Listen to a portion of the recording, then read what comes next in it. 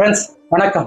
இந்தியாவிலும் தமிழ்நாட்டிலும் LPG cylinder தட்டுப்பாடு இருக்கிறதா என்பதை பற்றியும் அதனுடைய விலைகள் பற்றியும் இப்பொழுது எத்தகைய நிலைமையில் உள்ளது என்பதை பற்றியும் இந்த வீடியோவில் நம்ம பார்க்கலாம். வாங்க வீடியோவை பார்க்கலாம்.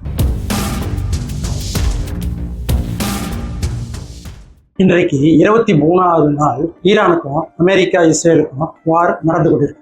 இதனால நம்மளுடைய நாட்டிலையும் சரி உலகத்திலையும் சரி வர ஆயில், கச்சா எண்ணெய், கேஸ் போன்றவர்களுடைய ஷார்டேஜ் உண்டாகி கொண்டிருக்கிறது. அந்த எண்ணெய் கிணறுகளும் போரினால் பாதிக்கப்பட்டதுனால் ஏவுகணை தாக்குதல்களால் அது பல நாடுகளுக்கு செல்ல முடியாமல் கிட்டத்தட்ட 45 நாடுகள் ஆயில் மற்றும் கேஸ் ஷார்டேஜாக மிகவும் சிரமப்பட்டு கொண்டிருக்கிறார். இந்தியாவிலும் வார் ஆரம்பித்தவுடன் ஷார்டேஜ் வந்துவிடும் என்று செயற்கையாக குரலைகள் கிளப்பி இந்தியா முழுவதும் பெட்ரோலும் கேஸ் மக்கள் அலைப்பாய்ந்து கூட்டமாக அடிதடியில் இறங்கி வாங்குவதற்கு மிகவும் சிரமப்பட்டார். பிறகு மத்திய அரசு அதற்கு வேண்டிய அப்ளையை எல்லாம் சரி செய்து வரும் என்றும் பல்வேறு செய்திகள் வெளிவருவதை நம்ப வேண்டாம் என்றும் கூறி அப்ளை கிடைக்க செய்தது. இப்பொழுது சிலிண்டருடைய விலை பழைய விலையை விட 60 ரூபாய் உயர்த்தினார். தமிழ்நாட்டில் கூட சிலிண்டர் கட்டுப்பாடு இல்லாமல் கிடைக்கிறது. போர் ஆரம்பித்த பிறகு ஈரான் இந்தியாவுக்கு சப்ளை செய்வதை ஆதரித்து அதை அனுப்பி வைத்துள்ளது. இதுவரை 2-3 கப்பல்கள் எல்பிஜி கேஸ் போன்றவை சப்ளை ஆகியுள்ளது. Iran the strait of Hormuz என்ற கடலில் உள்ள பகுதியை தான், அதாவது 33 கிலோமீட்டர் சி கேப் இருக்கு. இந்த சீல அது வழியாகத்தான் நமக்கு இந்தியாவுக்கு ஆயில் மற்றும் கேஸ் போன்றவற்றை வர வேண்டும். அந்த கேஸ் கப்பல் ஷிப் வருவதற்கு அது இந்தியாவுக்கு மட்டும் ஈரான் அனுசரித்து அதை அனுப்பி வைத்தது. 2-3 கப்பல்கள் நம் இந்தியாவுக்கு வந்து சேர்ந்தன. ஆனால் இப்பொழுது ஈரான் ஸ்ட்ரெய்ட் ஆஃப் ஹார்மோஸ் என்ற அந்த சி கேப் வழியாக எந்த நாட்டினுடைய ஆயில் போன்றவைகள் வந்தால் அதை நாங்கள் தடுத்து ஏவுகணை தாக்குதல் நடத்துவோம் என்று கூறியுள்ளது. ஏற்கனவே நம் நாட்டில் அந்த போர் ஆரம்பித்த பிறகு தமிழ்நாட்டில் 45 நாட்களுக்கு ஒரு முறைதான் கேஸ் புக் செய்ய முடியும் என்ற ஒரு வரைமுறையை கொடுத்துள்ளது. அது போன்றுதான் எல்லா இடத்திலும் நடந்து கொண்டிருக்கிறது. அது மட்டும் இல்லாமல் ECA எசென்ஷியல் கமாடிட்டி ஆக்ட் 1955 கொண்டு வந்த இந்த ஆக்ட் பிரகாரம் கட்டுப்பாடான பொருளை மறைத்து வைப்பதோ இல்ல அதை செயற்கையாக விலை ஏற்றத்துக்காக வெளித்து வைப்பதோ போன்றவை இருந்தால் அதற்கான தண்டனைக்கு கொடுக்குமாறு இந்த ஆக்ட் 1955லேயே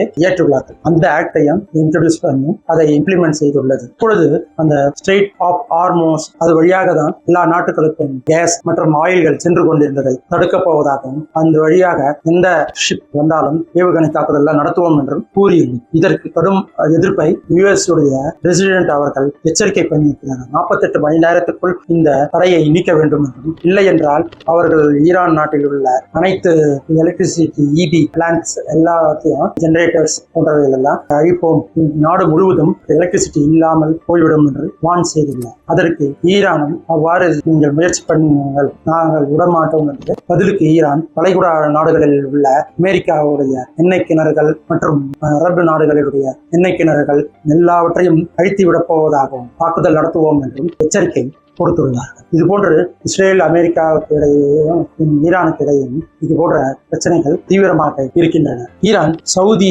மேல் 60 ட்ரோன்களை ஒரே நாளில் பறக்க வைத்து தாக்குதல் நடத்தியுள்ளனர். அது மட்டும் இல்லாமல் UAE, துபாய், அபுதாபி போன்ற இடங்களில் 1700 ட்ரோன்களும் 340 மிசைல்ஸ் வைத்து ஏவுகணைகள் வைத்து இதுவரை தாக்கியுள்ளது. இஸ்ரேலும் ஈரானுடைய நட்டான்ஸ் என்ற இடத்தில் நியூக்ளியர் ரிசர்ச் எல்லாம் நடைபெறும் மலைக்கு அடியில் உள்ள இந்த இடத்தை தாக்குதல் நடத்தியுள்ளது. நம் நாட்டில் இந்தியாவில் கேஸ் கட்டுப்பாடு வராமல் இருக்க ஞாயிற்றுக்கிழமை 22 மார்ச் இந்தியாவுடைய பிரதமர் அவர்கள் எல்லோரிடம் ஆலோசித்து உள்ளார். கட்டுப்பாடு வராமல் எத்தகைய நிலைமையில் சமாளிப்பது என்று தீவிரமாக விவாதித்துள்ளார். பாரத் கேஸ் நிறுவனத்துக்கு புதிய LPG ATM ஒன்று அறிமுகமாக பண்ணியிருந்தார்கள். அது 10 கிலோ எடை கொண்ட சிலிண்டர் 2 நிமிடத்தில் எரிபொருள் நிரப்பி செல்லும் வகையில் இந்த LPG ATM அறிமுகப்படுத்தப்பட்டது. மேலும் நேற்றைக்கு மத்திய அமைச்சர் பேசும்போது LPG சிலிண்டர் வீட்டு உபயோகத்திற்கானது 100% விநியோகம் உறுதி செய்யப்பட்டுள்ளது என்றும் மத்திய பெட்ரோலியத்துறை அதிகாரி சுஜாதா சர்மாவும் கூறியுள்ளார். ஆன்லைன்ல சிலிண்டர் புக்கிங் 94% அதிகாரிகள் நடந்து கொண்டிருக்கிறார். ஆனால்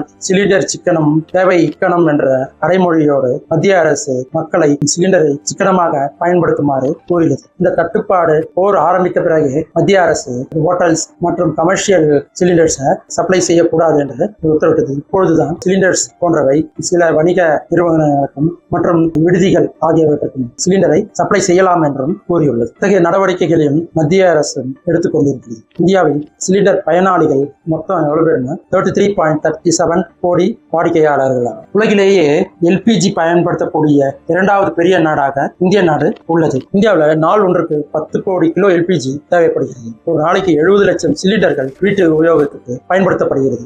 பிப்ரவரியில இறக்குமதியான எல்பிஜி பார்த்தோம்னா மொத்த இறக்குமதி 17.23 லட்சம் டன் ஆகும். ஹார்முஸ் வழியாக 15.5 லட்சம் டன் வந்தது. 2 எல்பிஜி டேங்கர் வந்துள்ளன. 46,000 டன் எல்பிஜியுடன் வந்துள்ளது. குஜராத் முந்தாரா பகுதியில் மார்ச் 16 அன்று 20,000 டன்னும், பெங்களூரு கர்நாடகா ஸ்டேட்ல 26,000 டன் அந்த துறைமுகத்திலும் இறங்கியுள்ளது. மார்ச் 17ஆம் தேதி நந்தாதேவி கப்பல் மூலமாக 46,500 டன் எல்பிஜி வந்து சேர்ந்துள்ளது. அது வாடினார் குஜராத் துறைமுகத்தில் 22,500 டன்னும், சென்னை தமிழ்நாடுக்கு 24,000 டன்னும் இந்த எல்பிஜி வந்து சேர்ந்துள்ளது. அது மட்டும் இல்லாமல் உள்ளூர் உற்பத்தியில் கச்சா எண்ணெய் மூலமாக 40% அதிகரிக்கப்பட்டுள்ளது. ஹார்முஸை கடக்க தயாராகும் 2 இந்திய கப்பல்களை கொண்டுட்டு வர ஈரானுடன் பேச்சுவார்த்தை இந்தியா நடத்தி கொண்டிருக்கிறது. இது போன்று கட்டுப்பாடு வராமல் மத்திய அரசாங்கம் இதற்கு முயற்சித்துக் கொண்டிருக்கிறது. மக்களுக்கும் அது வேண்டுகோள் விடுத்திருக்கிறது. மிக சிக்கனமாக இந்த எல்பிஜி சிலிண்டரை பயன்படுத்துமாறும் இது கட்டுப்பாடு வராமல் பாதுகாக்க முடியும் என்று கூறியுள்ளது. மக்களும் தமிழ்நாட்டிலும் சில பகுதிகளில் இண்டக்ஷன் ஸ்டவ் மூலம்